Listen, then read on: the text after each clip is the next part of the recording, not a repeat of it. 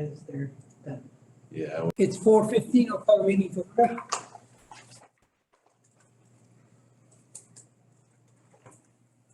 We don't have any audience. Anybody on Zoom?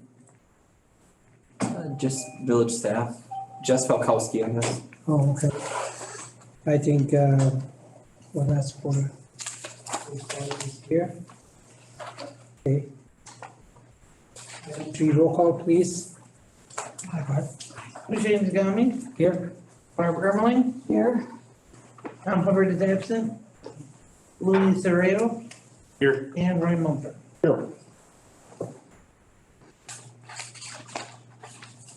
Okay. Public comment, we don't have anybody here. Item 4, approval of 6/13/22 Public Work and Utility Committee minutes. What's your wishes? I move to approve. Is there a second? I'll second.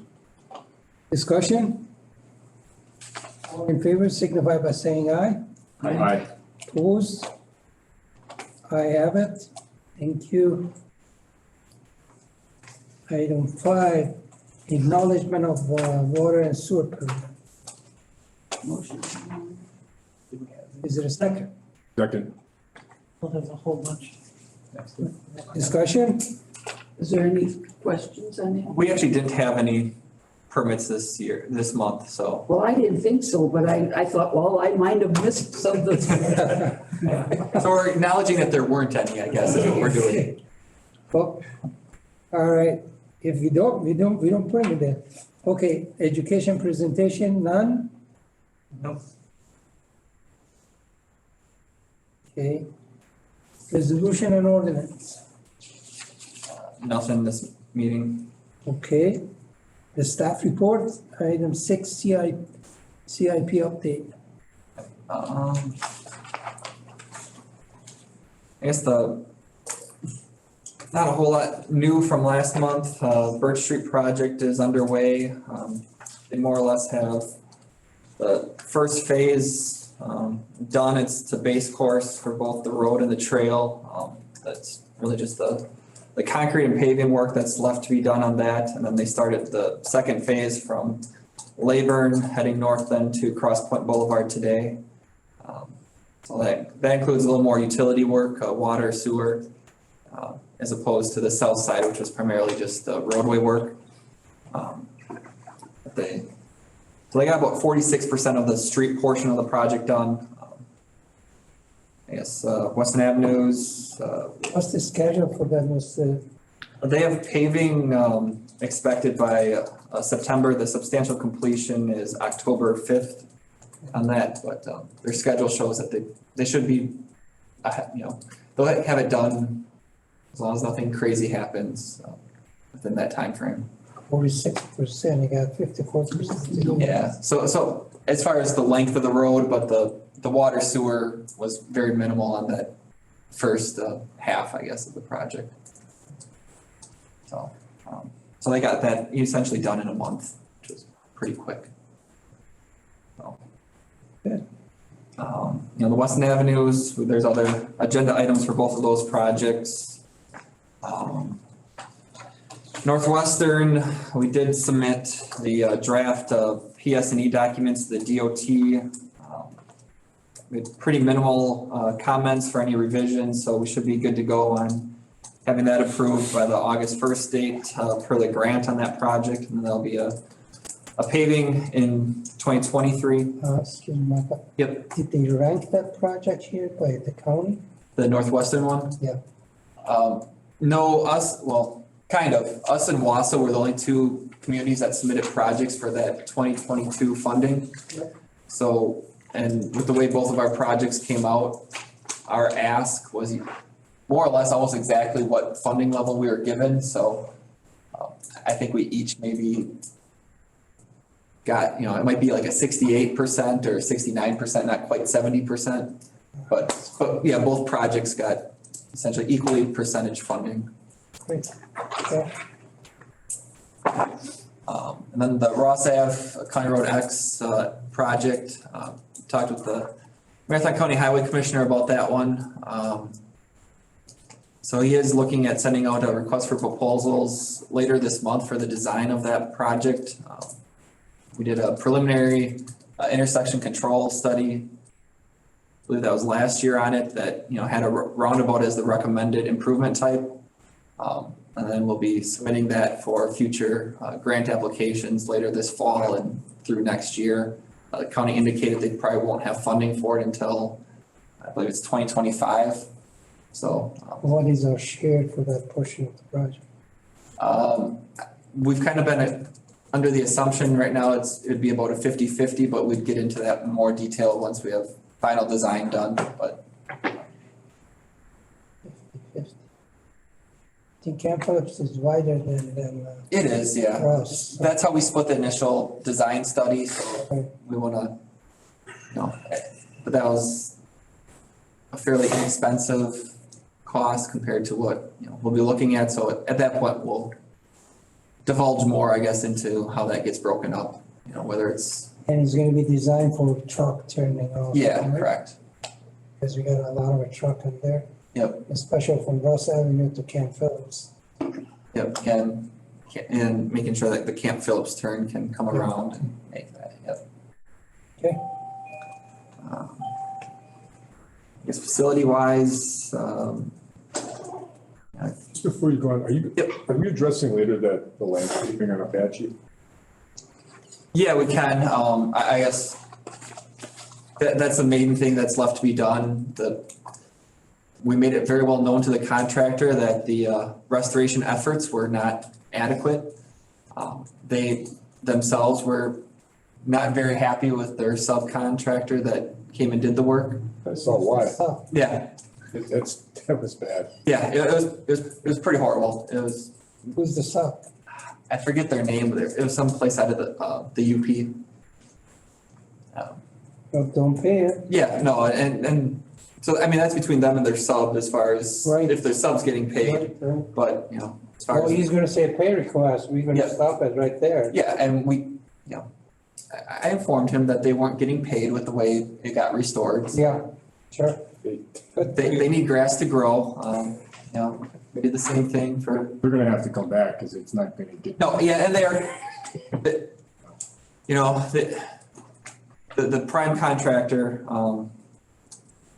basically said, well, I guess if we're gonna do this, if this is gonna get done, it has to be done by our staff, cause I can't rely on others to do it correctly. It's more or less his statement, so he was hoping to try to free up a crew yet this week, but more likely it'll probably be next week that they'll have their own staff available to come and properly rake it and seed it and grade it. I'm gonna share a story with you, a short one. When we did the pedestrian bridge on Bridge Street, the landscape guy didn't show up. DOT penalized the contractor $200,000.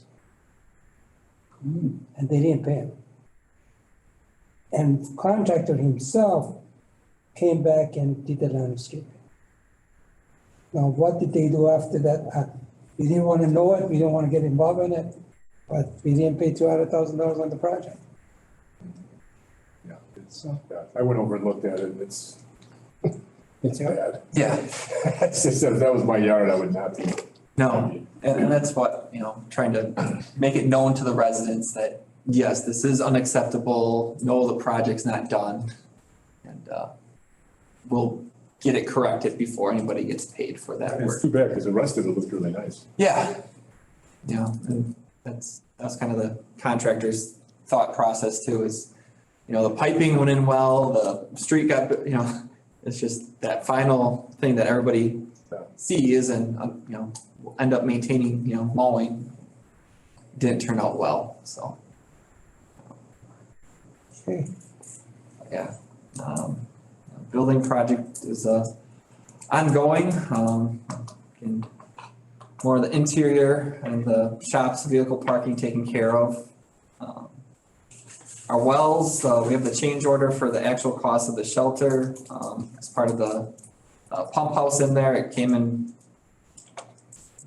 well under what we initially had as the allowance, so, I'm surprised that's significant, 80,000 to what, 49,000? Yeah, so 80,000 was kind of their initial guesstimate of what it would be. So it came in back at what, 48,000 Right, yeah, and change, so.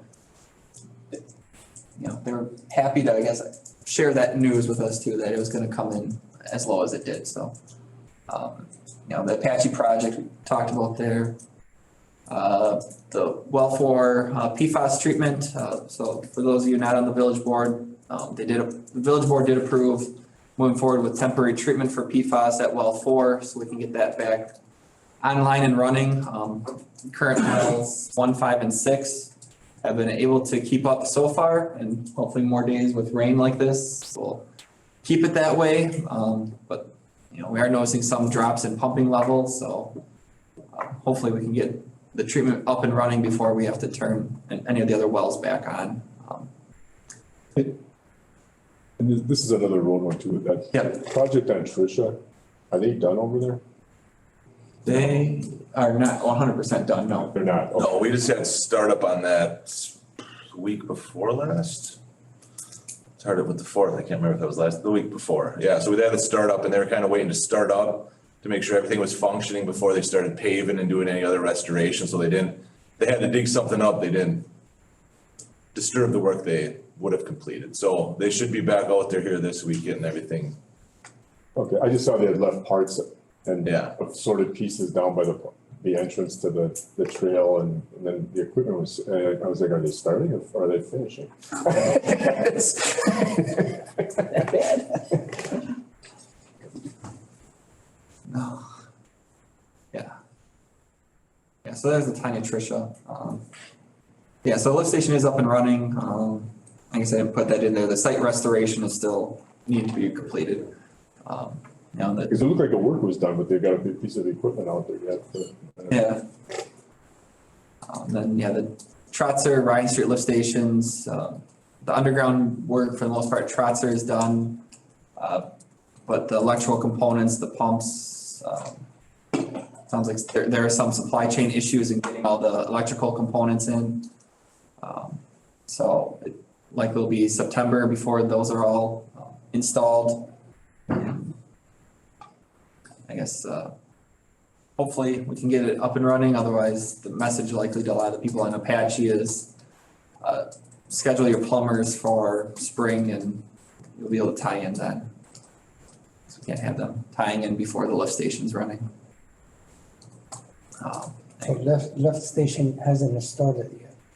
The work, the structure itself is in, the physical structure, but the, Manhole yeah, the wet well and everything is in there, the valve vaults, but, the actual components of it are not, on site or here yet, so. and is it delay, how long? Was it last week? We had the meeting out there.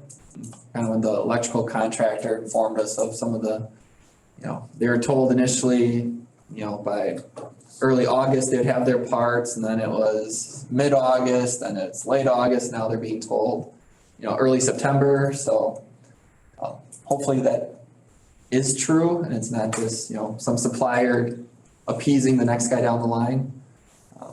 But I know the generator is out, what was that, till October or even next year? Yeah, I can't remember if that one was October, Tanya Tricia's was October. Yeah, we're waiting on generators for a few. Yeah, it sounds like you can't get a generator right now if you need one. At least a big natural gas generator. So, yeah, I guess the Cedar Creek one, that's a project we need to get back to as far as getting the easement documents signed. Get that. Is it signed? No, we have the documents drafted. We just need to get that back on the priority list too. Well, we're going around and around with these things for a few years, I would say. How about that? Yeah. I think we should just put the deadline on it and finish the project and move on with it because it has to be done. I mean, Yeah. I'm sure the field work is done, the surveying is done, the document is written. Yeah. We just need the signature. Yeah, we just need to go get it Well, let's do it. signed and. How about the next meeting, we should have it. We were kind of at this point And then the land, the property got sold without our knowledge, so we kind of had to change gears, but yeah, we need to get back onto that. Let's do that for you in the next meeting, just get over with it. Okay, Alright, thanks. I guess that's what we have for current projects, and I just got a discussion item for future projects moving on later on the agenda, so. Okay. Item 7, the street operation update. Yeah, as you can see in the packet, a lot of the stuff up on the top of it's just been our routine summer work, mowing grass, all that other stuff, grading the roads. Inlets pop up occasionally here and there. We've been working on that. A couple storm sewer projects are done. Normandy Street, they finished. There's a picture of that down below. Then here's street maintenance contracts to date. Pembroke Companies, I met with them today. We walked Community Center Drive. They are gonna be starting on that probably Wednesday. They're gonna be closing down the westbound lanes and putting bi-directional traffic into eastbound lanes. Not the whole length of Birch Street, but at least probably past the clinic. They're gonna start with the pavement repairs and replacement basically in the westbound lanes, and there's curb and gutter that needs to be reworked and most of the inlets need work.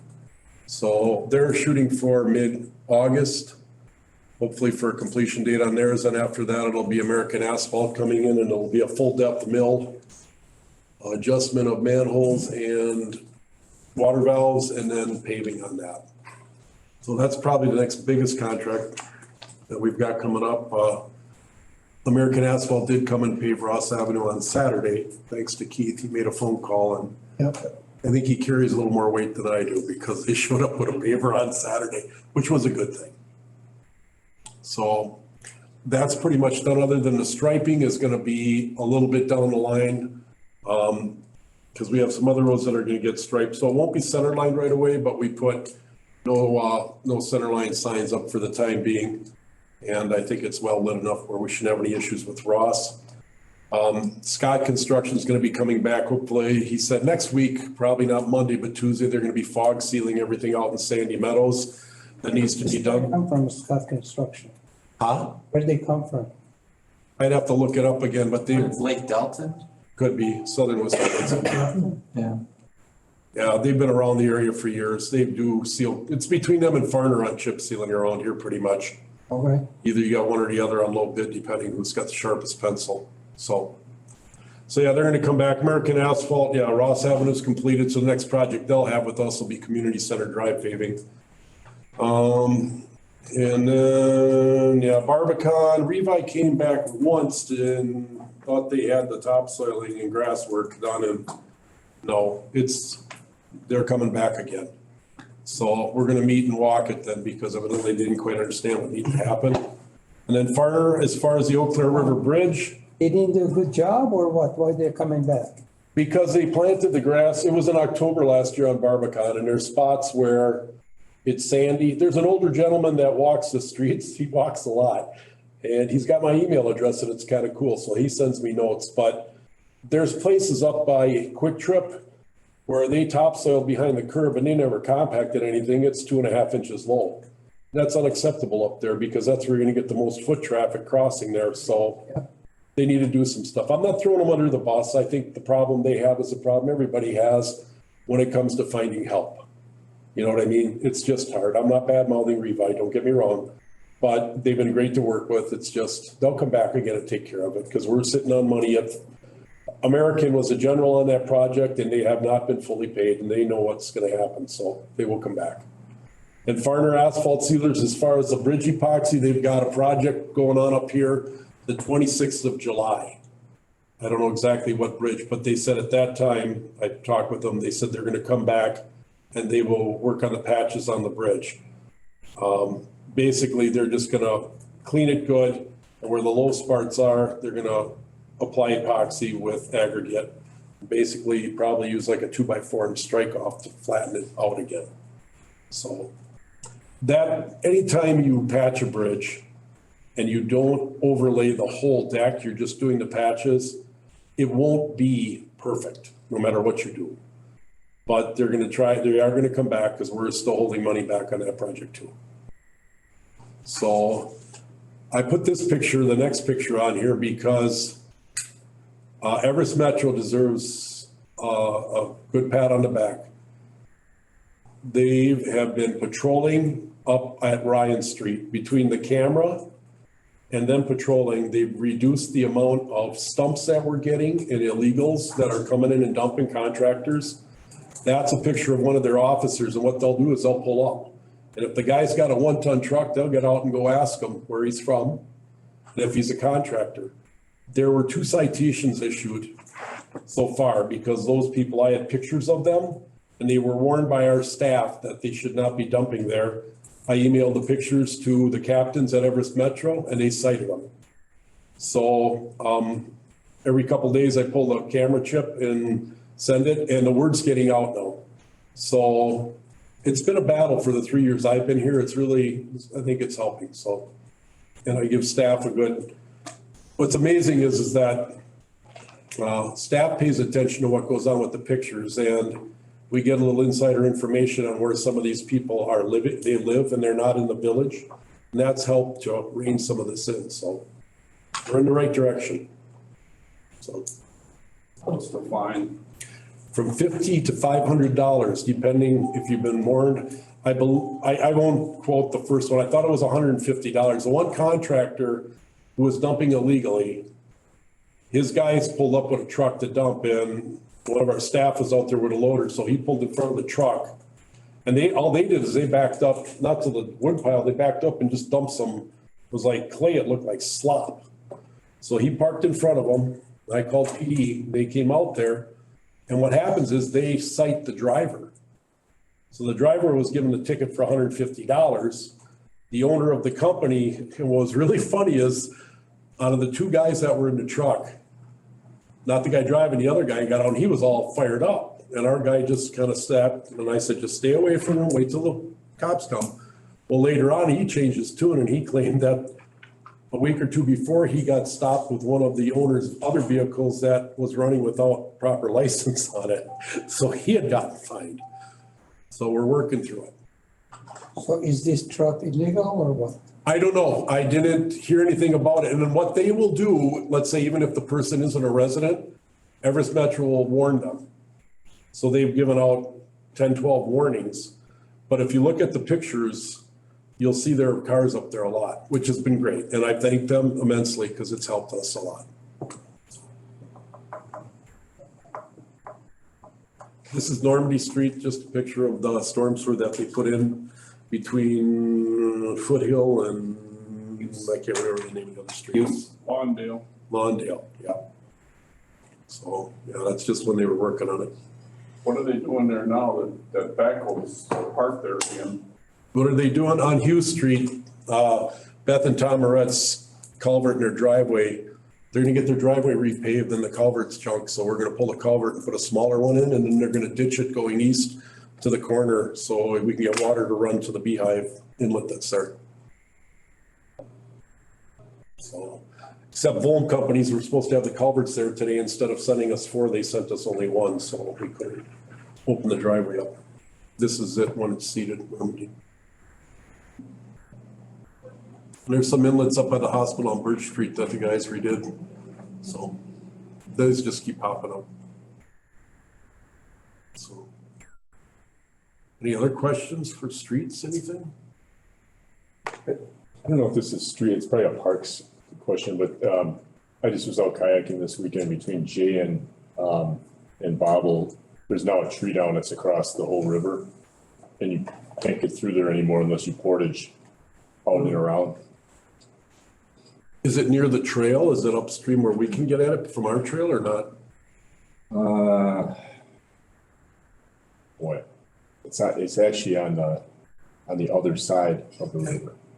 I mean, it covers the whole thing, but the stump side is the opposite side. I don't know who's, Michael, you know anything about it? What's the question? I was just Tree saying, that fell in the river? there's a tree that fell across the Little Eau Claire River, completely across.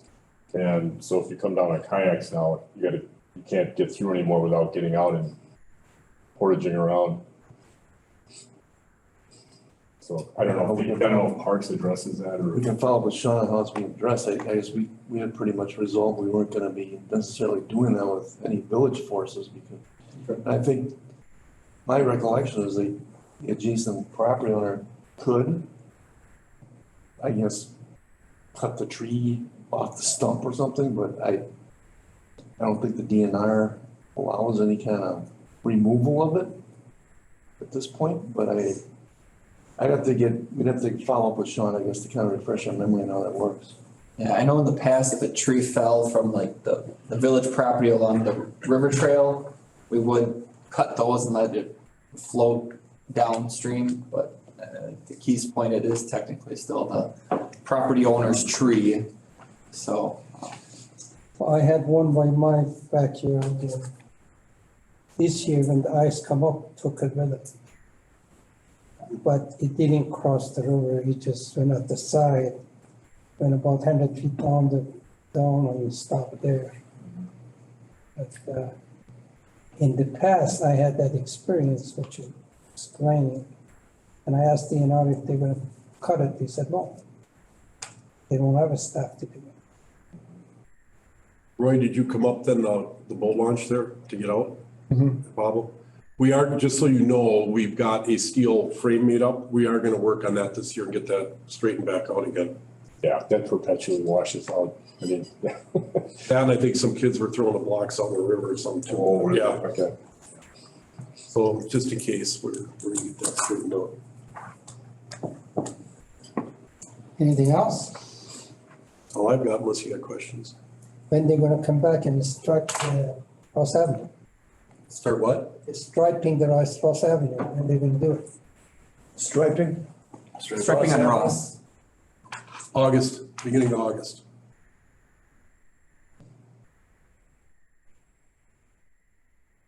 All right, any question? None? Item 8, utility operation update. Yeah, last month the guys were busy still with some diggers and work orders. Cascada, we should be getting a little more information. I think we have a meeting Wednesday. To kind of go over a few other items, how it's gonna be functional within some of our buildings. On the water side of things, we had some of our miscellaneous well maintenance items, some pump house maintenance, some failures, meter installs. I guess I'll touch on some of the PFAS stuff. Michael mentioned it. I can give some dates after I give the report here though. I saw you had some test results. Could you explain those? I will. I'll go through it. After my report, I'll kind of touch on our PFAS stuff. Okay. So, we did start, last month we were working on some of our water main flushing, while the wells were still up and running. Well, I guess well 4 was up and running. Once we got some of our results that we had to shut down a well, we discontinued our flushing. We got majority of the main that's kind of on the south side of the highway completed. So depending on what timing we have for the temporary treatment and what kind of capacities we have, we'll see if we can pick up with our flushing. Otherwise we'll have to figure out some way to modify that potentially just to make sure we don't have water sitting around in some areas too long here. I guess with that, we did also complete our annual valve exercising. And on our sewer side, some of our miscellaneous sanitary maintenance items, a couple of pumps were getting pulled. We did get a pump back actually end of last week that we put in today at our Mesker-Jelnik station. Our guys went out and cleaned our lift stations last month. We had to repair a few sanitary cleanouts over by the high school ball field that leads down to Kennedy Park. A couple repairs to our vac truck. Nothing really on the storm private well side of things. Miscellaneous activities is really PFAS related. Some of the contract work, Michael touched on most of it. We do have a 90% plan for the 3 mobile home park meter pits that we're bringing to the surface. I need to get back think it's pretty cool. I think I looked at it, looks pretty good. We should have something turned around hopefully in the next, maybe by next meeting, we'll have maybe something out, to recommend an award potentially. How do you install those meter pad? When? How and where? So we have the 3 mobile home parks, the Colonial Gardens, Yep. Stillwater Landing, And Weston and Manor. Weston Manor. So 2 of them will be basically in the same area. We're just gonna bring them up to the surface, just because it's easier for our guys to change out the meters. They don't have to have confined space to get into them. Just easier to get access to them, so. And a lot of the meter pits currently take on groundwater or surface drainage gets in there, so the meter's constantly underwater. That's where I was going. Yeah. Yes. Yeah. But it doesn't freeze? Well, we're gonna be putting them in heated enclosures and, So you put kind of a little bit, yep, they'll have, I don't think we finalized the color or look of the actual cabinets, but yeah, it's kind of it'll be a hatch that kind of opens up kind of fully so our guys can get access to it, and there's clear space to get any piping that we need to take out, and it'll be heated so it won't freeze during the winter months. why couldn't we just put this, like the houses, we put another, I would say, what, chip outside, then you can just read it from outside? Well, they actually have to be swapped out. Because of the size of the meters, Yeah. it's a large. Or large meter? Yeah. I think there's Parks are- two parks are 3-inch and 1 6-inch, so they have to be swapped out on a certain protocol of time I think it's every year, 2 years I'd have to look at it. But they have to be switched out, I think, and switched out and inspected basically every year, couple years, so. They just take that headache where our guys can just get out there and take a look at it and pull it out and put the replacement in if need be, so. Okay, And then some other projects coming up. I've been in communication with Ferguson. They got the hydrant painting project. They're planning to be in the area September-ish. So hopefully they don't wait too long if there's temperature concerns, so they're planning on September. About 200 hydrants will be having repainted, so. beginning of September rather than end of September, maybe? Oops, I hope, yeah. Since September, October, so. Yeah, I think they did it the similar time frame when they were here 2 summers ago. It was a little bit later in the late summer, early part of fall. So hopefully they stick to the earlier. Well, what's the temperature for that paint? They can paint it 60? It's something like that, yeah, where they have to have, and they can't have an overnight low of a certain temperature. It's, but they did good work the last time they were in. And this won't be, last 2 years ago, we did most of our arterial and collector roads where they had to have the zinc coating on it, and you should not have many of those left. So should hopefully go a little quicker potentially. We've also been working with Visu Sewer. They had won our manhole rehab project last year that COVID and other things, they moved to this year. Been waiting to hear from, it was early May, now it's early July, which is not early July anymore. So said they're freeing up another crew that should be able to get here the end of this month, maybe into August. So, I mean, we'd like to get it done, so I'll have to keep in touch, but hopefully next meeting we'll have a date set for that stuff. And lastly, the sewer lining design, I've been in contact with MyTech. I want to get it in the meeting. I was hoping to have it this meeting. So I'm hoping to talk with them this week and get something so we can get something advertised here in the next week or so we can come to the next meeting with a recommendation as well, so. Other than that, we have our customers added numbers, our water's pumped, for the last, handful of months. Wastewater flows, lift station hours, and some of our Aquahawk data as well. Any questions on that stuff? No? Otherwise, PFAS. Yep. So Michael kind of touched on it. We did have, at our last meeting, I believe we had just collected another round of samples on well 4. It was June 2nd was our sample collection for well 4. We did not sample any of our other well, we did not sample 1, 2, 5, or 6. Well 3 was off at the time of sampling on June 2nd. So when we got our results on June 21st, it indicated that well 4 was quite elevated on the combined PFAS as well as the hazard index. So after discussions with DNR, we did shut well 4 down on the 21st. I guess our timeline might be off. When did we discuss that with them? I think we discussed it with them on maybe that Friday prior, but we shut it down June 21st. Once we were able to we had to make sure our capacity and everything to serve the residents was gonna be adequate at the time. So DNR gave us a few days, then we shut the well down on June 21st. So as Michael mentioned earlier, we're currently running with just wells 1, 5, and 6. I guess I haven't heard of kind of a time frame of the temporary treatment arrival. We're gonna have our guys out doing some measurements on our treatment plant just to see where the best way to access and get some of the materials into the treatment building would be.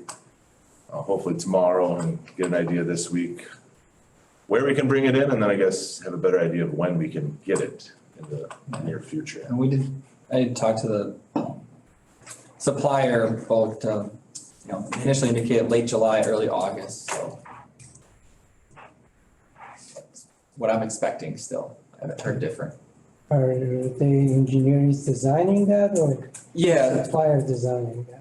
the supplier is an in-house, engineer as far as the media goes, but, AECOM is still involved with the coordination and the submittal to the DNR, for the treatment process. How do you test it after do you test the water after they've installed it? Yeah, so more than likely, we're gonna have to run it for several days, maybe a week, as part of the DNR approval, and then grab a sample and, just make sure you're not, it is adequate water before you actually start pumping into the system. I think you sample it first, and then you sample it after running it through the media. Yeah, so there'll be a series of samples to ensure, I guess, get the DNR to bless us putting that well back online, so. So we don't have a time for this yet? No. When it's gonna all happen?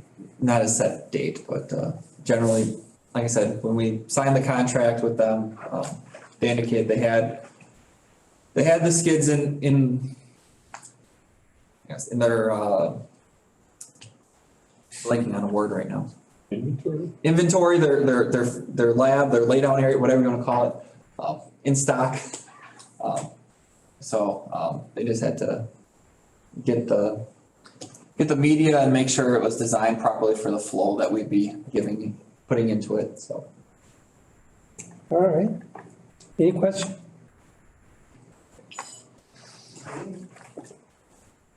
Policy discussion and recommendation, item 9, about 7 and 8. Change order number 1. Michael? Yeah, so like I mentioned earlier, the initial approval of the well construction included, I guess, at that time, an estimate from Ellis that park shelter could be up to $80,000.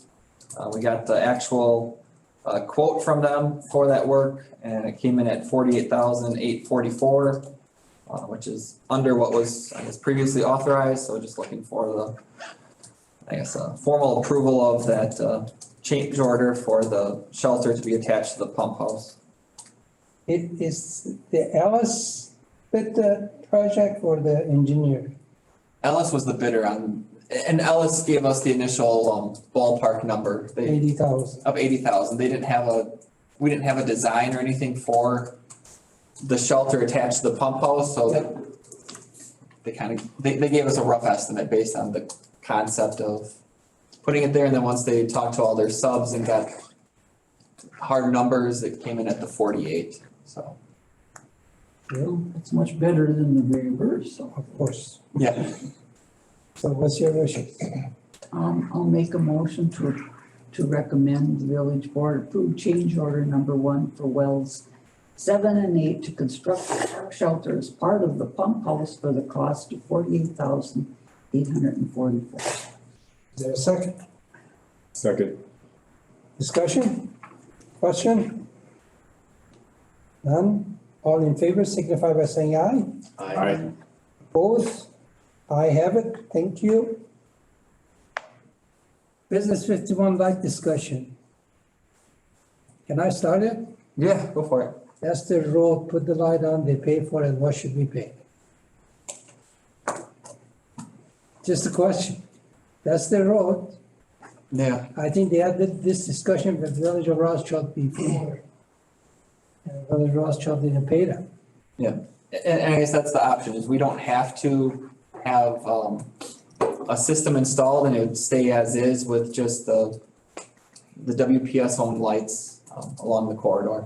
But the saving is significant. Yeah. I agree with you, the upfront cost is also high. Yeah. And the payback, you figure out how much? It was like. 80 years, 40 years? Yeah, it was a while. I had 47 years. Yeah. And that's without assuming that we'd be ever replacing the lights or pole or anything else, which I don't 40 foresee that years, I can happening. guarantee you change. Yeah. Yeah. Yeah. But I think it still is the road. I don't know why we paying for it, really. Yeah. We do pay for the lights that are currently on it. I know, it shouldn't. Shouldn't, that's their road, that's their street. We're paying for the monthly fee, but do we pay for the initial pole installation? I don't know that one. That goes back probably 50 years, we probably wouldn't Yeah. even know, right? Yeah, I'm not sure we can charge for installing them, we just paid the electric bill. Yeah. And then I think that's also still an I wasn't option. here 50 years ago, but.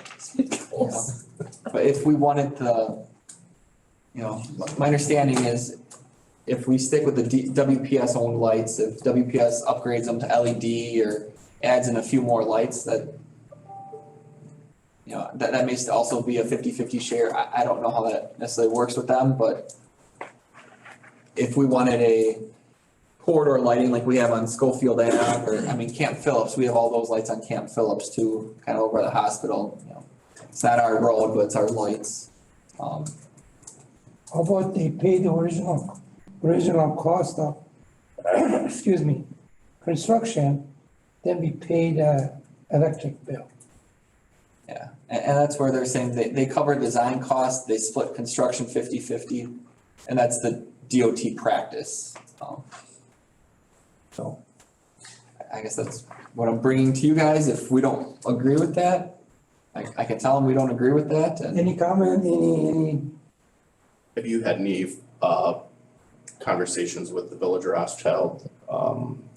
yeah, the Village of Rothschild, I guess is some, I don't think their public works director has taken it to their board yet, just based on timing of meetings and stuff, but I know his initial reaction is that he doesn't foresee them footing the bill for, their bill is even higher than ours, I think. Now they got a bigger section. Yeah, they have a bigger section. Yeah, so Rothschild is about 615,000, we're at 525, and Schofield would be at 560. So, we actually have the cheapest, proposed, or, kind of estimated cost on this. Boy, that's a lot of money. I just, I don't think a 47-year payback flies. Yeah, In any meeting I've ever been at. That would be laughed at. yeah. And this is a public safety issue that I'm not aware of, but I think the lighting currently seems adequate. Yeah, and the lighting existing, is almost every 80 to 100 feet. It kind of staggers on either side of Business 51. So, trying to think. Camp Phillips, I believe, is 75 feet between Weston Avenue and, Westview Boulevard, kind of by the store gas station. So, and that's also a 4-lane road. But I think it kind of does follow the recommended lighting pattern of illumination. So, right now we're paying $7,000 a year plus some change. Yep. With the new LED lighting, it's gonna be about 2,000 plus some change. I think it's a good deal to propose to DOT, say, you build that, then we pay the operational costs.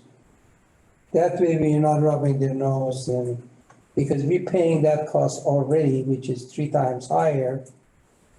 I think it's only fair if they can build it and then we pay for the electric. Electric. Yeah, and I guess all I'm saying is the initial feedback I got from them is the DOT process doesn't, they only install the lights if the local municipality requests the lights. They'll light intersections or, We're requesting it, yeah, that they pay for it, we do request it. sure, If that's what it's gonna take, we write a letter too. sure. But I know some municipality, they told them, you don't put the light, we don't take the road. In this case, we're not gonna take the road. Yeah, we're not taking the road. I was just gonna say, why would we do that? Yeah, But eventually they're gonna come to us with that. Well, I know they are, Yeah. why would we Yeah. do it? They had already proposed that very early on, this Yeah. whole thing. And I think they proposed that to Rothschild for their section down south of the interchange with 29 in the past. Yeah, Rothschild hasn't agreed to do it, of course. Well, Schofield took part of it. They proposed to them and they took it. In talking to Mark, he said the cost of the maintaining it and operation of it is significantly high for them. So that's what, when he was there, here, I told him, you propose to us, we take a look at the cost. If we can afford it, we take it. If we can't afford it, we can't. But still I'll propose to them, say, we pay for, because we already gotta pay for this anyway. yeah, I mean, we pay the monthly rental of the lights, so. Can we ask Public Work, WPS to change the light We could, and put the LED on it, then we can pay the same thing? yeah, and, you know, WPS, I'm guessing is part of the reconstruction, they're likely gonna have to relocate their poles to some extent, would be a guess of mine. Right? And, you know, when they do that, they do change out the fixture head to an LED. I didn't drive down Business 51 lately at night and count how many are LED versus how many are the old, sodium. Halogen. They don't change out the poles. I mean, if it's just a wooden pole, unless we want them to have a decorative pole, we can request that through WPS. We pay a little extra then. too bad they don't put it underground. Well, no matter what, the lighting is up on Well, I meant it's. the power lines, yeah. Yeah. And I know that was one thing that other communities, But the power line. yeah, the power, yeah, because you know, there are other communities when they do like a revitalization and you know, on a corridor like that, they would request that or pay for all the wires above had to be buried just to kind of clean up the look of it. But, Mhm. You know, do you know how much we pay for rent? for the lights? Yeah. Yeah, it's we pay $22.75 per month for 29 lights. That's how you get the. That include the usage of the electricity or just the, Yeah, so as far, streetlights work as a fixed fee per month. Yeah, it's not metered. It's not a metered system, it's just you pay so much a light. so that include the rental fee for the pole and the. That's the pole and the light, correct? Okay, And I think an LED light is like $20, it's like $2 cheaper than the regular light per month. forward that up, I think we should talk to them and Sure. and see if they're willing to do it and how much they can. They should be able to figure out how much decrease our costs and if they're willing to do it. It's not if they're willing to do it. I think we should ask them, say, okay, if you do that, what's the cost and how much is different? Because it's a construction, so it's a good time for them to do update it or whatever they want to do. So you say talk to WPS about updating the lights? Okay, Yeah. just wanted to clarify.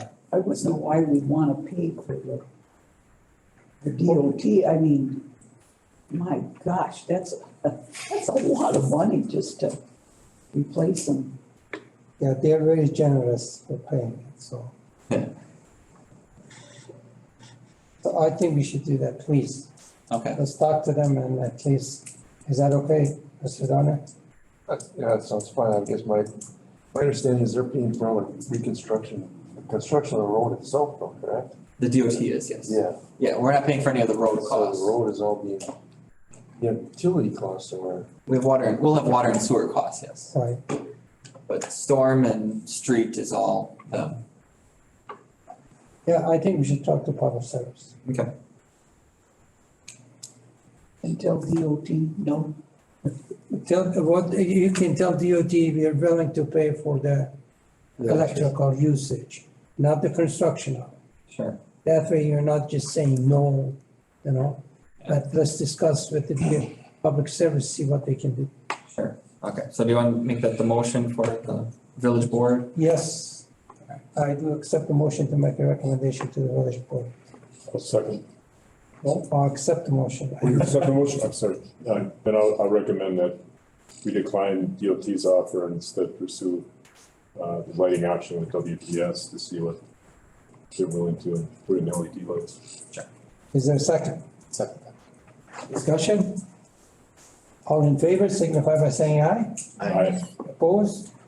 I have it, thank you. Item 11, Weston Avenue, Alderson to Bridge Design Contract. Yeah, we, myself and Tim Bergera with the Village of Rothschild met with MSA back in June, kind of going over the scope of the project. And, kind of the extent, who does what, and then we received their quote for the final design work. I guess at the end of June, the Village Board of Rothschild did approve the intergovernmental agreement at their June 27th meeting. Contingent on some of their attorney's review of the agreement, but the agreement did have the costs in it at that time for from MSA for the final design, which is $266,800, where $128,706 is split for the Village of Weston costs and $138,994 is the Village of Rothschild's costs. The roadway itself is split 50-50. The water and sewer utility is 100% us, as it is our utilities in Rothschild there. And then like the multi-use path, the stormwater is split, and there is a 50-50 that is. And then the mini roundabout looked at the Weston Ave Alderson intersection is 75% Rothschild and 25% Weston. I guess. I think you should bear in mind that's not the only cost. If you look at their contract, there are costs for the surveying, costs for a plat. There are T&M costs in there, which we don't know how much it's gonna be. So there's more cost attached to the engineering estimate.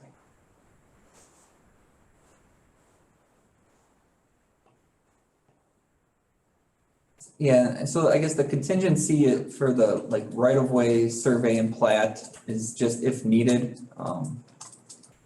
So if we end up buying, that would be due to buying new right-of-way and having to set new markers. So again, those will be split to the community that requires that right-of-way. So the majority of the, I guess there's more parcels that's broken down here somewhere. Are you anticipating acquisition by Weston or only by Rothschild? I guess if we proceed with the roundabout, we'll have to get a little bit of that southeast corner. Otherwise, the majority of it, they split down the parcels here somewhere.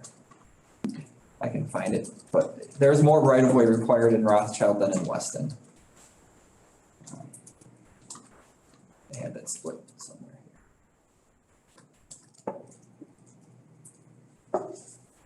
here. It says 9 parcels total in residential. Correct.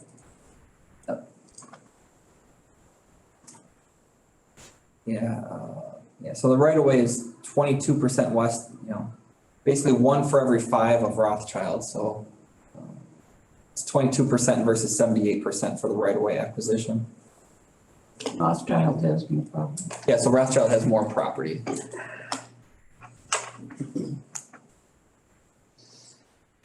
Yeah, so out of the 38,000, estimated for right-of-way acquisition, we're 8,360 and Rothschild's 29,640.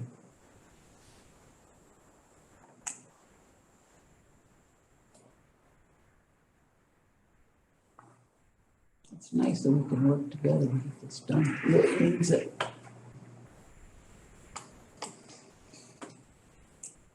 Any other question? Anything else, Michael, you'd like to tell us? No, I guess Are they gonna sign our contract?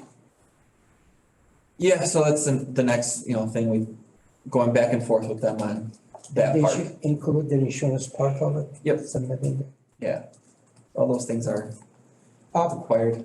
I can tell you this much, by the time this project get done, the engineering fee probably be about the range of maybe more than $500,000. Because they gotta do the construction inspection also. That's coming up later. So we adding all up, so I'm just saying that not to be surprised because that's what it is. So what's your wishes? I can make a motion. I move to recommend the village board approve the design contract with MSA for a total cost of $266,800, with the village of Weston portion being $128,706 and the village of Rothschild portion being $138,094 for a final design of Weston Avenue from Alderson Street to Birch Street. Is there a second? I'll second. Discussion? This cost does not cover those T&M part of it. And also, it doesn't cover the plat. Does it? I don't think so.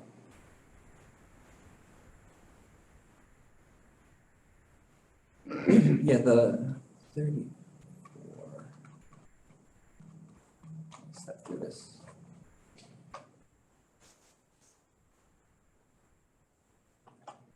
Yeah, so the right-of-way plat, that 34,300 is included, and also 38,000 for right-of-way acquisition is included in the 266,800. Not the T&M part of it. They excluded what, the residential engineer? Resident project representative, that's it, right? Yeah, it's under contingency acquisition service if needed. Yeah, if needed, yeah. Right. It's a partial release of mortgage and coordination and compensable utility. Both of them are time and material. Correct, yeah, so if there's, yeah, I guess they weren't sure what, what studies or everything would be necessary for those. Yeah. So yeah, there may be some additional cost there. Payment for real estate, no, so no, the market study, the nominal, the acquisitions, that 38,000 is included as well. So this 38,000 is included in the 266. That's this 38,000 right there for the right-of-way acquisition. We already said that. I don't, estimated fee, I see 38,000, but I don't see it if these include. So the only thing that's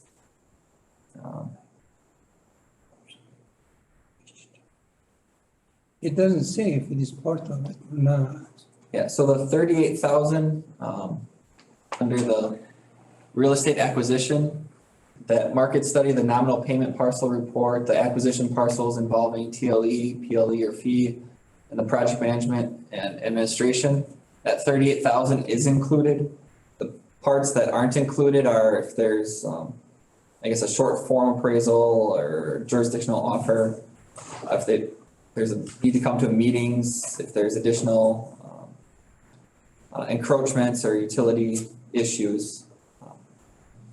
So basically, if there's unforeseen or something out of the ordinary, there may be additional costs, but if it's I guess a straightforward acquisition, that is part of the base cost. Then you got plat revision due to the title update and a plat amendment. Both of them are T and M.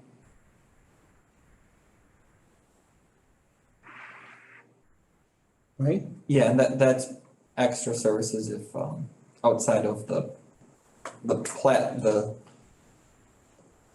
yes. So the plat I want to services, make sure we have to this include part of a motion or not. So that's what I'm asking. You're suggesting that you amend the motion to include the contingency items. but we don't have a cost for any contingency items. Well, okay, so I guess would we want that brought at time? No, I guess that'd be my recommendation is if as we get through the right-of-way process, if we just determine that we need to do, we haven't designed this project yet, so we're not sure what right-of-way necessarily is going to be required. Once we get to that part, if it's beyond the initial scope, I guess we would ask for additional, That'd be a change order. it'd be a change order for additional services. So I think then you should explain it to the board when they're gonna vote on it. Okay. So I guess You there's can say there's change order coming. there's maybe- potential for a change order Right. based on right-of-way Right. needs once the design is done. Right. Unless we allocate an amount up front here to not exceed or, It's hard to do it. yeah. Anything else? All in favor signify by saying aye. Alright, Opposed? I have it. Thank you. Weston Avenue update, County Trunk X to County Trunk J. Yeah, so I was hoping to get something from AECom on Friday. Keith and I talked to them, was it Wednesday, Thursday? Wednesday. Wednesday. So we did get updated plans this afternoon. I can work on sending out a link to those, but for this stretch along Ryan Street running to County Road J, Is that 60% or? it's a 60% plan. So, I guess, yeah. Oh, I'm not sharing my screen. You can't see what I'm looking at. There we go. So I guess this is the Ryan Street intersection, so we'd be looking at starting the project just a little west of Ryan Street, creating a left turn lane onto Ryan. So this is north onto Ryan Street. There's the multi-use path is here on the north side of the road. And then, I guess as we move, I thought he was gonna put the roundabout in there. Didn't we talk about it? About some roundabout? On Ryan? Yep. And he said he would consider it? That wasn't that public hearing we had there?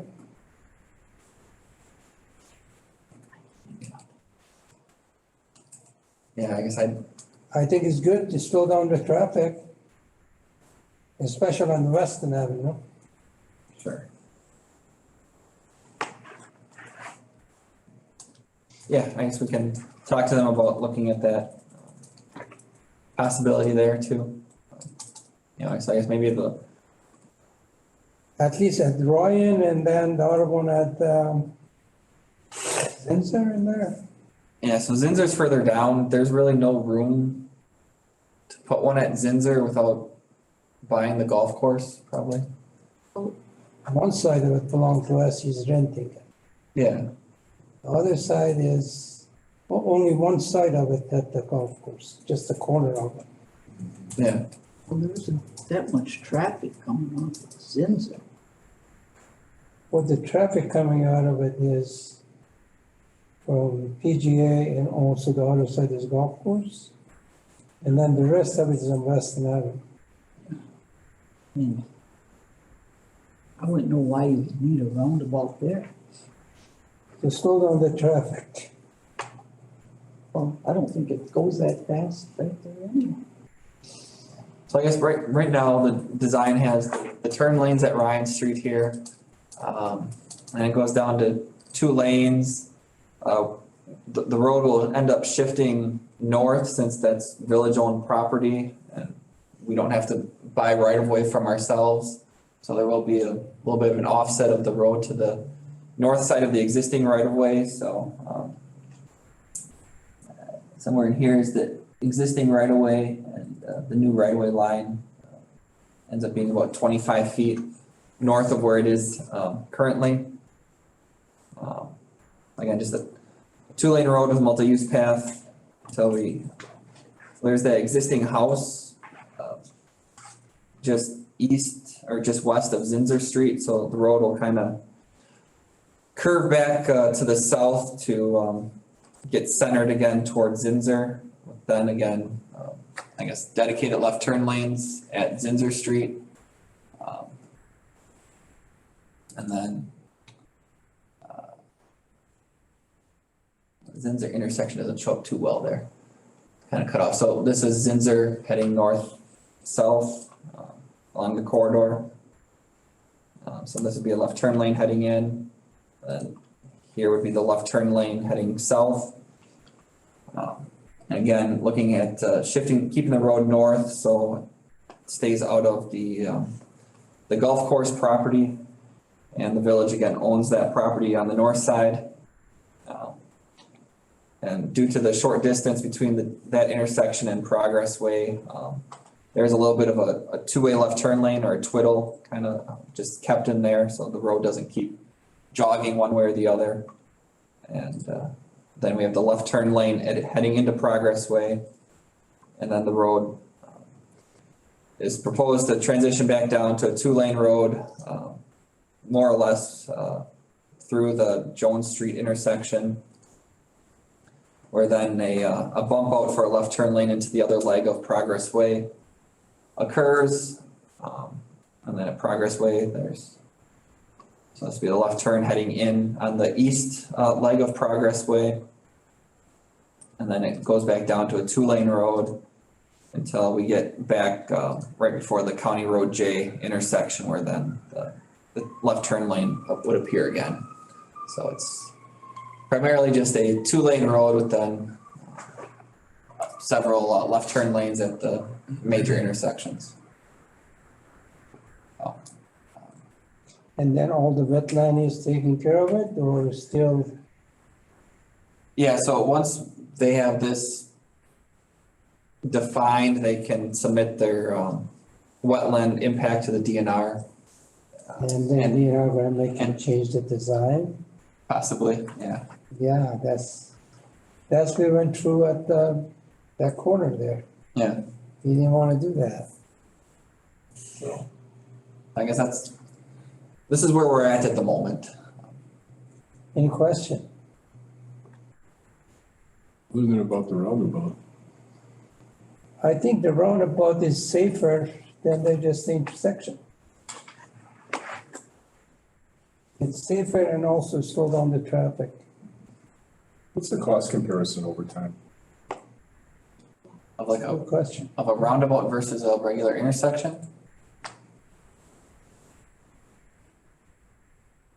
I don't know off the top I of my really head. don't think there's much difference. Well, the only thing I can think of is that you don't have any lights, traffic signaling on, Correct. right? And Yeah, they get hit, they in the- break, Yeah, I mean, it's not, because all you got is a signage on a roundabout, right? I mean, There is no, there is no light in there, it's just a yield sign on there. Right. And that's about it, and I think we can ask for a cost, it's not a difficult thing. yeah, I mean, there wasn't a proposal to put signals at Ryan and Weston Avenue. It was just a regular, as it is now, stop signs on Ryan Street and left turn lanes on Weston Avenue. So, I guess that comparison, it's a two-way stop versus a roundabout.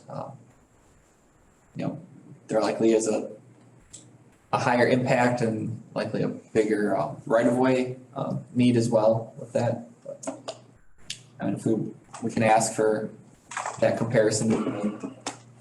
Do you have? Josh, could you Google that? The I'm looking up right now. between the intersection and the I roundabout? yeah, I just was curious. I would think in the long run, the roundabout is it's cheaper, but It would probably be cheaper than a signalized intersection. I don't know about a two-way stop though. I mean, a two-way Yeah, stop two-way stop, works right. right now. I can't understand why we put a signal light. Yeah, and there's no proposal to put a signal light. Okay, I was just gonna say, my gosh, Yeah, this is, I go that way quite a bit, and I mean, other than early morning when the people are coming down Weston Avenue and turning onto Ryan, that's the most traffic you get. yeah, so this is a stop bar where my hand is kind of circling there. And that's also a stop bar. Yeah. So it's through traffic on Weston Avenue, stopped traffic on Ryan Street, just like it is right now. Do you have the ability through the village's speed trailer to see like traffic counts, how many vehicles are coming by at what speeds, like what the average speed is that goes past that trailer? Yeah, could ask to have that. I know I'm not saying that there's a need there, because I know that those get requested quite a bit. Yeah. I'm just curious, like, if we are gonna discuss roundabout, you know, as a speed control measure. You know, I'm not necessarily opposed to it at Ryan Street. I'm just curious, like, is there a speeding issue on Weston Avenue? And I don't know. I don't go on there a lot. I can tell you, yes. And the reason I know that, because I bike in that road, crossing it all the time. And I never go on Weston Avenue because of the speed. 45 miles an hour is pretty fast if they're passing pedestrians and, How about 55 or 60? yeah. And you know, that's part of the reason for having the dedicated, multi-use path too. Is, I know that was one comment we had at the public information meeting is, some of the proponents of it was, this is great. I don't feel safe, even walking, in front of my house because of the cars and everything. Yeah. So, they'll now be able, feel a little better walking up and down the corridor. I think, I'm not opposed to it at Ryan Street. I think it's kind of right in the middle. I think if we did it, less than a mile away again at Zinser, then that might become a frustration for people. But I'm open to anything. If there's a need for it. Sure. So I guess the other caveat is, we are looking at a tight, construction schedule here to try to get this done in 2023. So if we start doing major changes, we're likely pushing this into more of a 2024, 2025 timeframe, which as long as we're okay with that, that's where we'd be going. Unless we look at doing, having the east project start, a couple hundred feet east of Ryan Street, and that would buy us more time to look at the roundabout option here and just do from, several hundred feet east of Ryan Street to J. And we could do that portion of the project next year. Those coming from the east, they hardly could get going before they hit the roundabout. Coming the other way, they've got more of a freeway. I mean, it depends. I mean, if you're coming from J or you're coming from, X, like the east side, this is kind of the middle point of that. And I mean, especially, so I could see somebody, once you go past the golf course on Crane Meadows, you've got a half mile, 3/4 of a mile before you hit Ryan Street. So, Yep. somebody can get going fairly decent right there. But at the same time, if you slow down at the roundabout, by the time you hit Zinser, you can be flying at, 55, 60 too. What did you find out? I mean, nothing specific. I mean, on a DOT site, it just says a typical single lane roundabout, can cost between 1.2, 1.8 million. I mean, that doesn't take into account, no signalized intersections and all, but. Yeah, I mean, Well, we'll still let them compare it, give Sure. us some number. Okay. But I think it increases safety significantly comparing with the intersection, so. Sure. Anything else, Michael? No, just trying to keep that one moving along. Okay, I guess we did talk to them too, about the utilities east of, Progress Way, exploring maybe an off pavement route to get, so that the water and sewer main are closer to the buildings that are, along Highway 29 more so than, Weston Avenue, since that does kind of go through a swamp, I guess, east of Progress Way. Yeah. They are also looking into an alternative corridor for the water and sewer lines between Progress Way and J.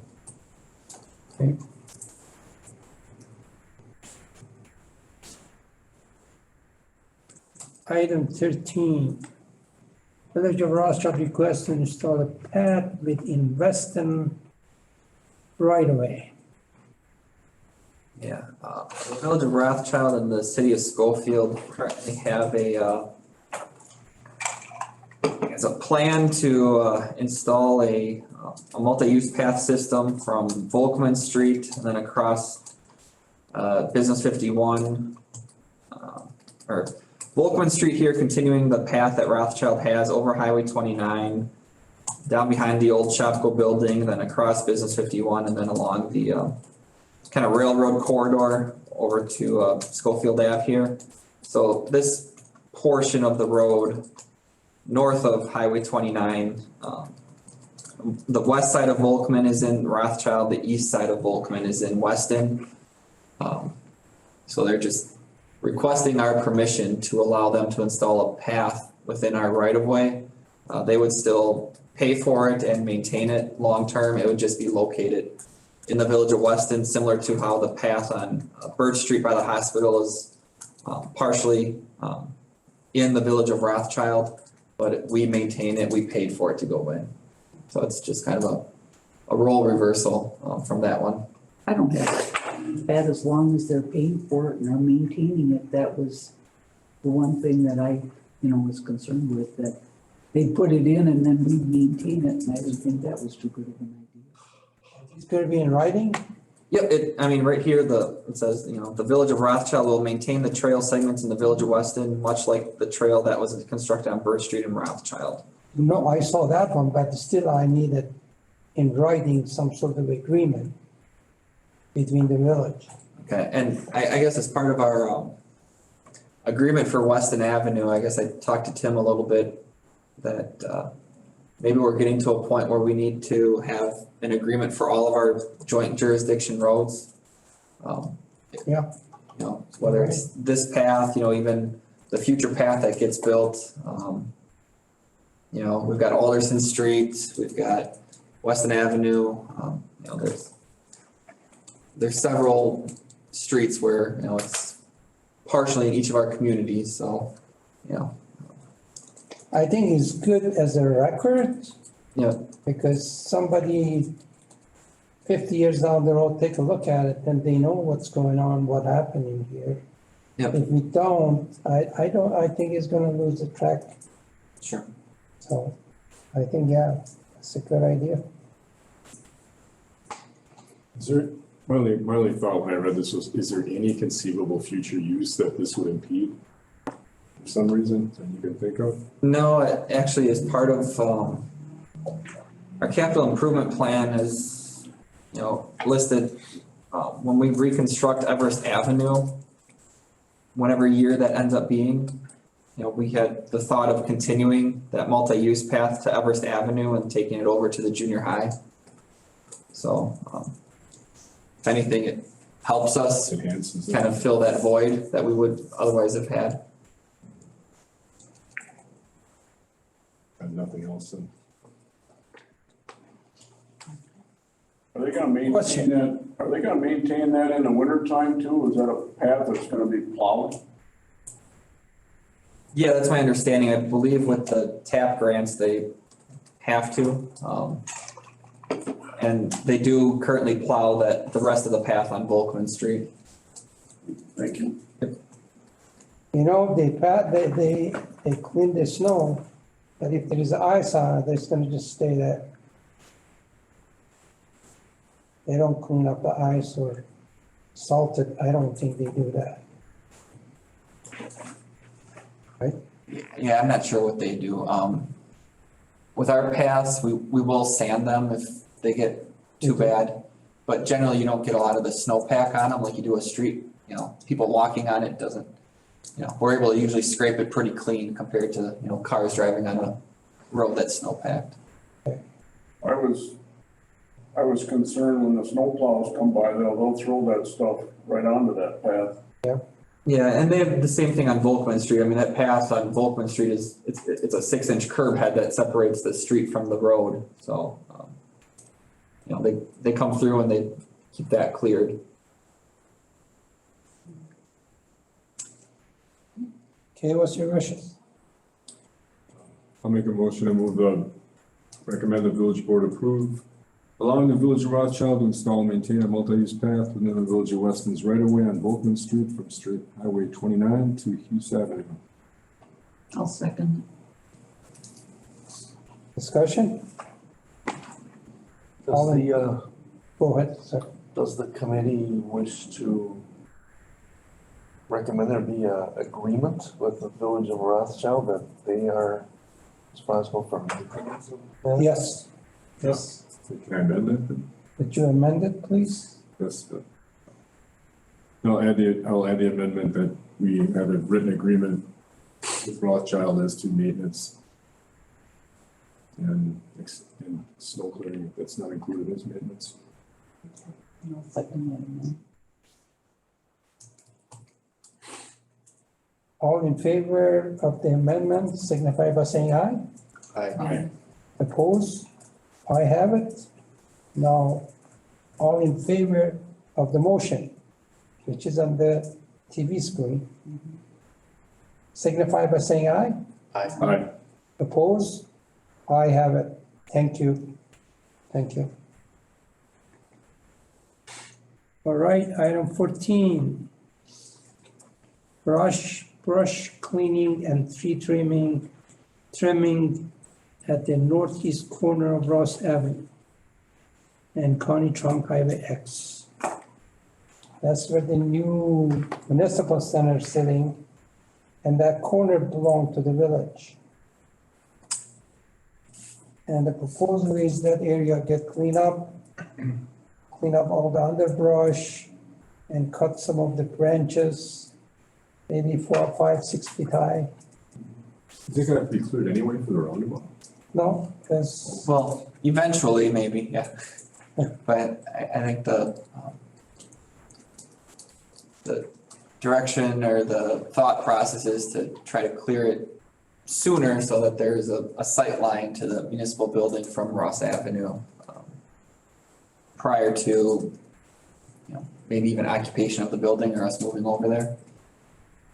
So, I guess trustee Zagami, I guess, had requested this be put on the agenda.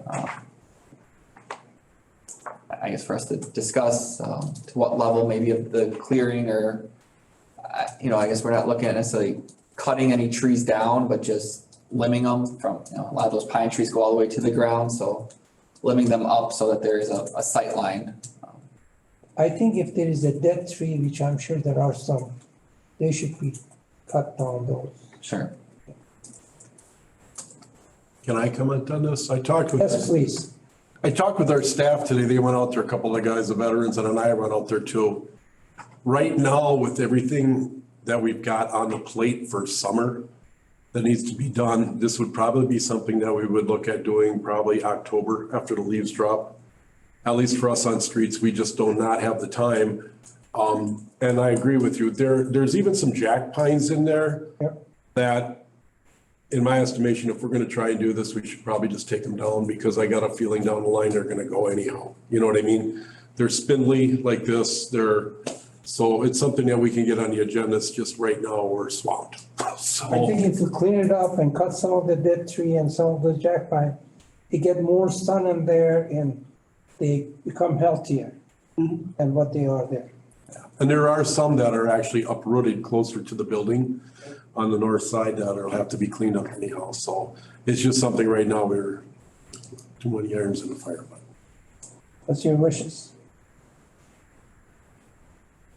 I guess I don't exactly know what we're recommending for them to. We are recommending to clean up that area, clean up underbrush, cut the dead trees, and trim some of the branches up to 4, 5 feet or 6 feet. Because right now, you can't even see the other building, but still is pretty crowded. with the vegetation and the trees and so. Yeah, so I guess this is whatever year this is from, 2015, but you know, so Pretty much how it looks. Yeah, so it'd be kind of clearing up Yeah. a lot of the stuff that's under here and, you know, limbing up these trees so that if somebody was standing here, they could, you know, at least see under the canopy, that we have a building behind those trees. And you, like you said, you're gonna lose a chunk of that anyway eventually, right? I mean, it's- they're- some of the trees there are going no matter what. Yep. Does this need to be an item that comes from us to the board to be able to get done, or is it something that staff could just identify as I mean, if there's already trees that need to be cleaned up and stuff, is this something that staff could just determine, like? Yeah, and I guess that's where we're going, but I guess we wanted to make sure there was, you know, direction and no, you know, if we go out there and start cutting trees in a month or so, just making sure people are aware that that is the direction that everybody wants us to go and not, you know, all of a sudden, hey, why did we cut down those trees? We wanted to save those for some reason or, And this area is gonna have to all be mowed in. It's a little rough for mowing in there. I know, that's why when you got, I hate to say it, but when you got the spruce trees that are down on the ground, they don't need the maintenance or they look more, actually more kept than if they're cut up and the grass is growing.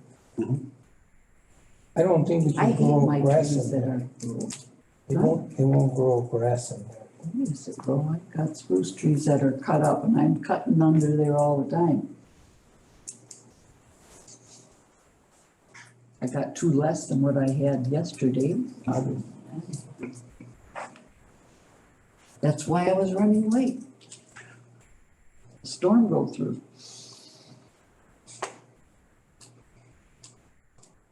So what's your wishes? It look good as it is? Well, I think it could use cleanup, but I'm not sure you want. That's my, I personally, I guess I don't care either way. I think, yeah, stuff could be cleared up. I have a hard time identifying as a motion, like what exactly we should be doing and what that cost is gonna be to whatever department that we're not aware of. I mean, to start cutting down trees, I don't know. I'm not opposed to it, but I guess I would need some more education on it. Maybe I'll actually take a look the next time I drive by. the jack pines and that stuff. I'm not a pine lover, so I'm into a shank. I think they're just a messy. It should be as a focus point in the village, especially with municipal center going in there. I think it should be cleaned up and look nice. If it was me, honestly, I would say cut them all down and replace them with some real trees. Otherwise, if you have time, maybe you want to just stop there and take a look a little closer to see what it will all entail. There's a lot in there right now. I'm just being honest with you. For us, we just do not have the time right now on streets. There's no way. I guess that's a fair question. Like, do we wanna research this as an actual project where we would want to decide how much we want cleared? Do we want certain things planted back in there to make this an actual cleanup effort and not just like, I don't know. And you raised kind of a good point in my mind, because it is our new municipal center. It is a very well-traveled area of the community. I mean, most people end up one way or the other going around, you know. And maybe it would look nicer if, like, I don't know, again, I'm saying, to me, I'd take them all out, but start over.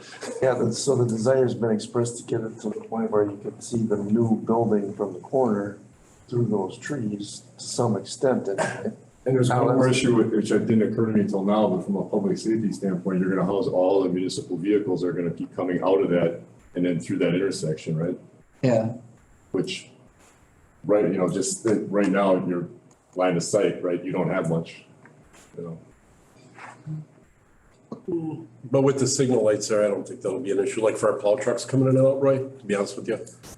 I know that there's a lot of traffic on Highway X, but just. The other thing is if we do it later on, when we'll be a lot closer to it. Yes, Could sir. it be almost I like think you're a, gonna have to take a few out trees. I don't think you're gonna accomplish what you want to by just trimming some of those trees up and taking a few of the jack pines out. You're gonna wanna take more than that out. They're really thick in there, really thick. Yes, For the ones that you would leave, it's gonna be beneficial for them as well.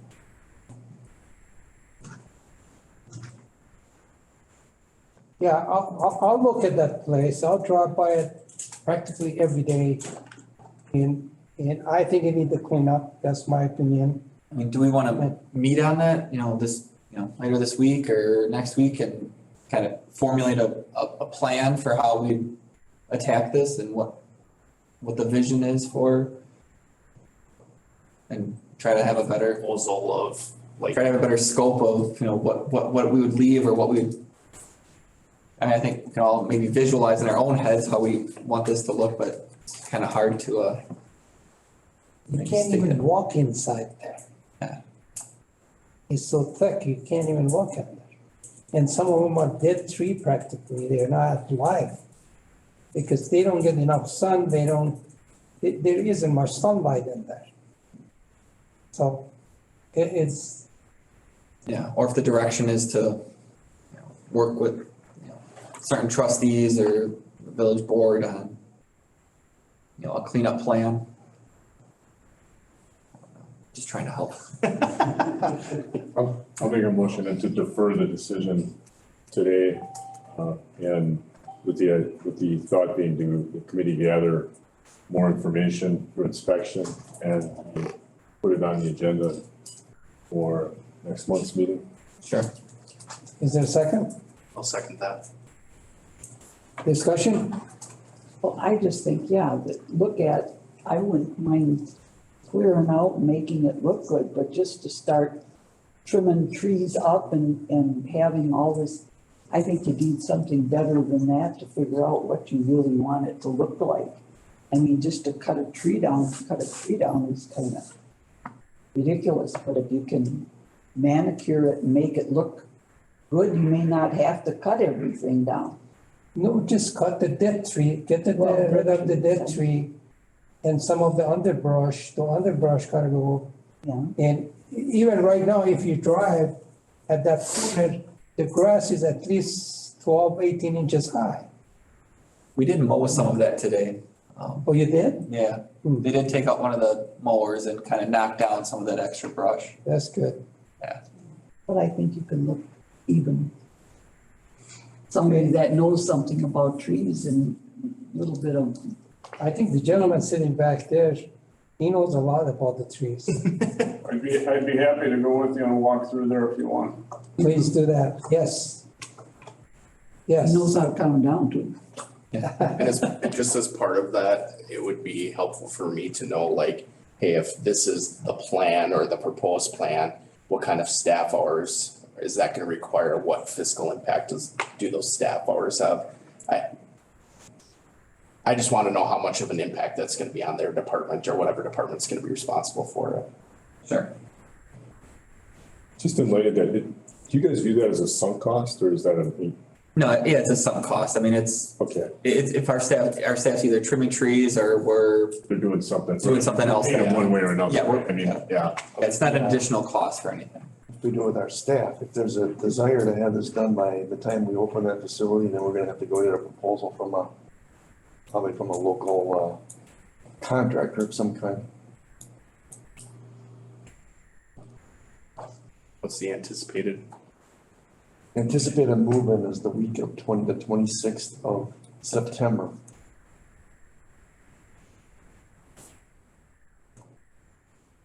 is a couple of weeks of work on there. Because there's not a lot of square footage there, really. So But all in favor, signify by saying aye. I, Aye. Thank you. Item 15, capital improvement plan discussion, 2023-2027. Michael, I guess I can just introduce this and then we can maybe talk about it in more detail at the next meeting, due to a little time. I guess, as I went through the 22 through 26 plan, some of our 2023 construction projects, I guess, put bluntly, aren't going to happen as planned. The Ross Avenue, Riverbend to Paul's project is in there. That's a joint project with the town and we've submitted several grants for that project. And I guess the town's indicated they're not able to move forward with that one until we have grant funding, so that project hasn't been started. The Birch Street project, I guess we just did get proposals out for that one. If we want to keep that as a 24-year project, just move it back 1 year, we can do that. Bladel Avenue, again, that was going to be in conjunction with wells 1 and 5. We'd gotten started on getting an RFP out for that one, and then PFAS entered our life and kind of changed up some of the focus on the utilities, just making sure we have water capacity with wells 3 and 4 versus since we wouldn't want to take wells 1 and 5 offline right now since they're 2 of the 3 wells that are supplying us with water. And then we still have the Weston Avenue and Ryan J, so that one still is on track for 23. And the Windermere Oak subdivision overlay is there. In the meantime, though, we did add the Northwestern Avenue project due to the grant funding for 2022.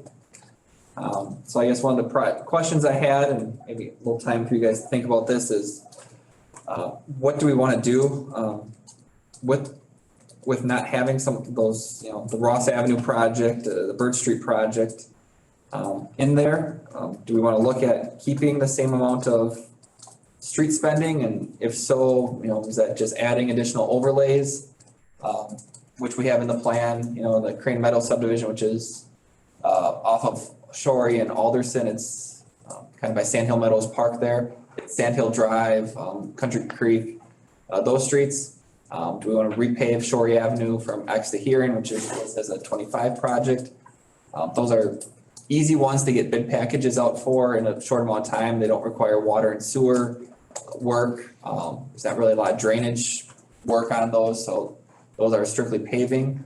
One of the goals generally is to keep our street spending consistent because our general transportation aids are based on that. So if we start having a lot of dips, that can impact how our state funding for streets is done. So I guess that's maybe the most important one is what are our thoughts for 2023? And then 2024, we have Fuller Street in there, Everest Avenue, like I mentioned.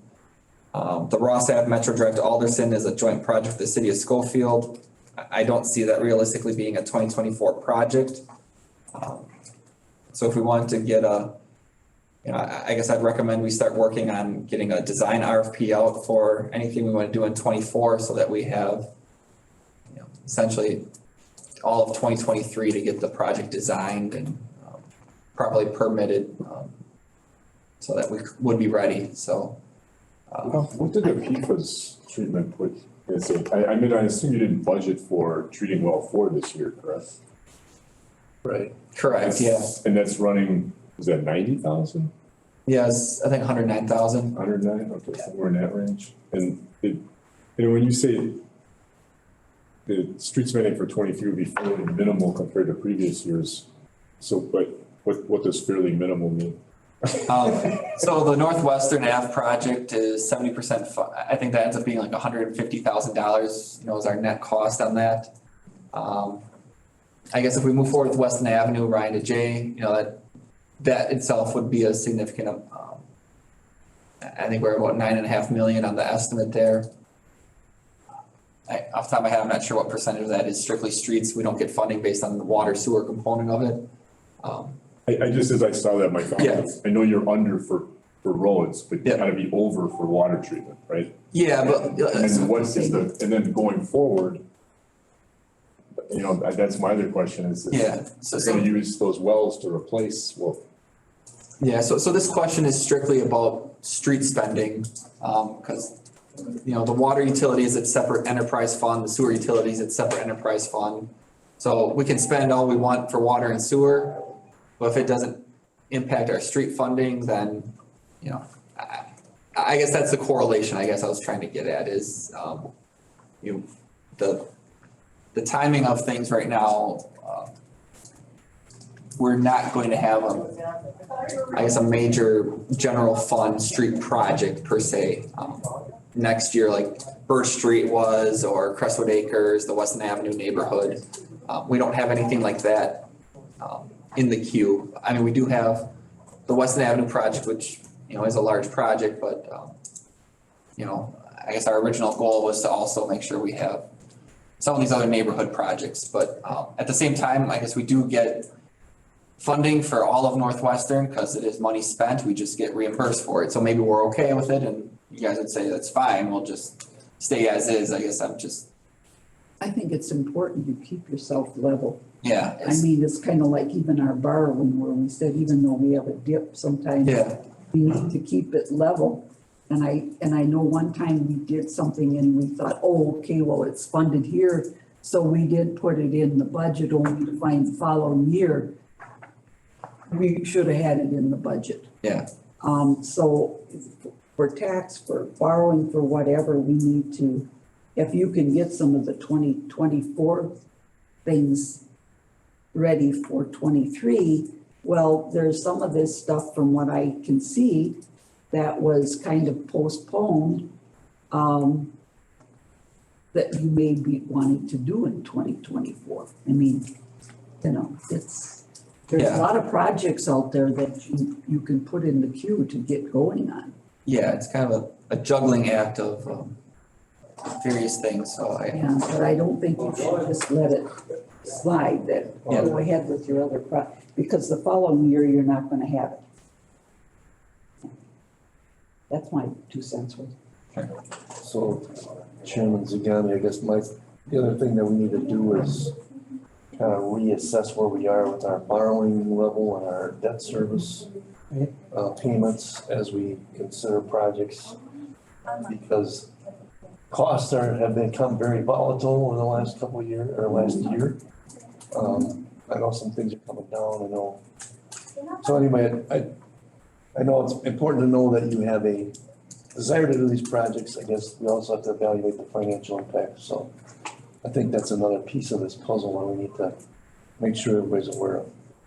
I think the financial come first, Yeah. Well, because that's if what we I don't said. have the money, we can't build the road, it doesn't matter what.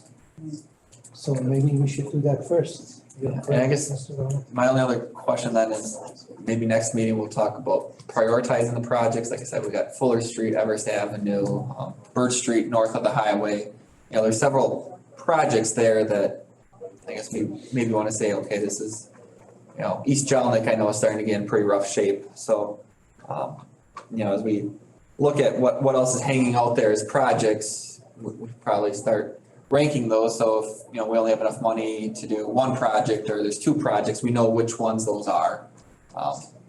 Can we have that financial analysis next meeting? I'm not sure we are able to get that done, but we can take a look at where the estimates are. You know, estimates we made how many years ago are gonna be Yeah. a bit outdated at this point. Yeah, Definitely. so we can go through and update that for next month and Let's do continue that, this. and also see financially if we Yep. can afford to do it. But look at some of your number, 8 million, 9 million, you know? Those are big numbers for any year we want to do those projects, so. I think some of those larger ones are probably utility. yeah, it includes Water all treatment. utility costs and stuff like that too. Yeah. So, Okay. yeah, the general fund is where, you know, we're trying to stick to a $3 million a year kind of cap, based on previous authorization, so. So let's put that stuff back on the agenda for next meeting, please. So roughly what are you trying to fill then? You got grants of how much in total? And like was it $700 or something? Yeah, Northwestern was, what, 550,000, so, you know, the net cost, like I said, on that project ends up being like 150,000. So if we were expecting to borrow $600,000 for that project, you know, I guess our borrowing capacity would still be 500,000. So if we have other projects we want to utilize that money for, you know, we're kind of getting. That's what I was trying to get my head, is net, what number, yeah, it's about $500 million then? Probably, yeah. That's what you're getting in grants net. Correct. I don't know if it's needed, but would it ever be beneficial for us to like hold a special meeting and just do a workshop on capital improvement plans so that, because our packets are always pretty full of stuff we went through, and then this is like the last thing, we're always trying to figure out something. It's not a bad idea either. That we can just sit down and talk about this and this alone. Yeah, that might be something to include, you know, a joint meeting, the board or finance committee. Or both. So, Okay. Any other question? All right, item 16, next meeting. Monday, July 11, 2022, 4:15 PM. B, Monday, August 8, 2022, 4:15 PM. 17, topic for future meeting. We already discussed that. Michael? Yep. Okay. Remark from administrator, Mr. Donner? nothing today. Remark from staff? Nothing. I have nothing additional now. Okay. Remark from committee member? Just one, well, I guess I was almost right on time when I came in, but not quite. I had we had a windstorm that went through and Right. I had some wind damage. I've got 2 spruce trees that are blown over. I had to check to see if the one didn't land on the neighbor's shed, but it didn't, so. And the other one didn't land on the other kayak of the neighbors, so. But I'm still trying to figure out what I'm doing. And I had to go over to my son's house to check to make sure he didn't have any because he's out of town, so. On my way here, I was just like, phew. I've got yard stuff all over the place, so. Sure. No problem. I guess I do have one remark that I want to mention. We did have a resignation within our public works staff about a month ago. I don't know if I mentioned that last meeting, but we did have an individual accept an offer over the weekend, so we should be back up to full staff in 2 weeks, so. Good. Good. Okay, Nothing. all right. I just have one comment. Mr. Decent, what happened to him? Just walked out. You want to set up the meeting with him and we meet out there. Sure. And then you can send out, see who else like to come. Okay. All right, and you can organize that. Item 21, we don't have any announcement. So accept the motion to adjourn. So move. Second. All in favor, signify by say aye. Aye. Opposed, I have it, thank you. This meeting adjourned.